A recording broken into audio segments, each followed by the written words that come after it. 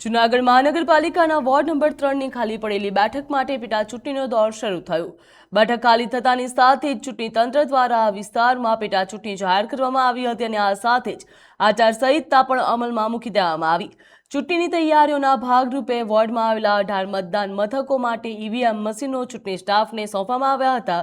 મશીનોની સોંપણી બાદ હવે મતદાન મથકો ઉપર તમામ વ્યવસ્થા ગોઠવવાનું કામ ઝડપથી ચાલી રહ્યું છે।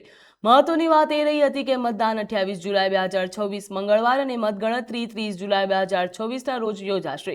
આચારસંહિતા લાગુ થતાની સાથે જ વોર્ડમાં પ્રચાર પ્રસાર અને સરકારી કામો ઉપર નિયંત્રણો અમલમાં મૂકવામાં આવ્યા છે, જ્યાં ચૂંટણી તંત્ર દ્વારા મતદારોને શાંતિપૂર્ણ અને નિષ્પક્ષ રીતે મતદાન કરવાની અપીલ પણ કરવામાં આવી।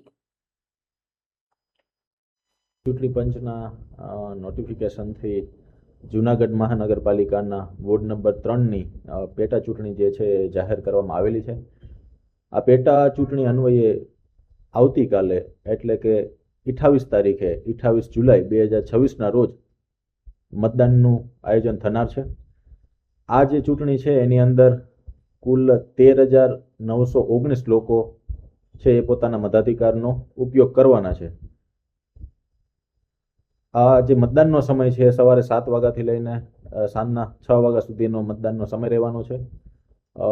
અમારું જે ડિસ્પેચિંગની કામગીરી છે એ ટૂંક સમયમાં ચાલુ થનાર છે અને મારી તમામ જે વોર્ડ નંબર 3ની જનતા છે, મતદારો છે, એમને વિનંતી છે કે આ જે ચૂંટણી છે એની અંદર ખૂબ જ મોટી સંખ્યામાં ભાગ લે અને પોતાના મતાધિકારનો ઉપયોગ કરે દરેક લોકો। આપણે કુલ 18 બૂથ છે એ આ વોર્ડ નંબર 3માં આવેલા છે અને અંદાજિત જે અમારો પોલિંગ સ્ટાફ છે અને પ્લસ અમારી જે ઓફિસનો સ્ટાફ છે એમ કુલ મળીને 150થી વધુ કર્મચારીઓ છે એ આ ચૂંટણી સાથે સંકળાયેલા છે।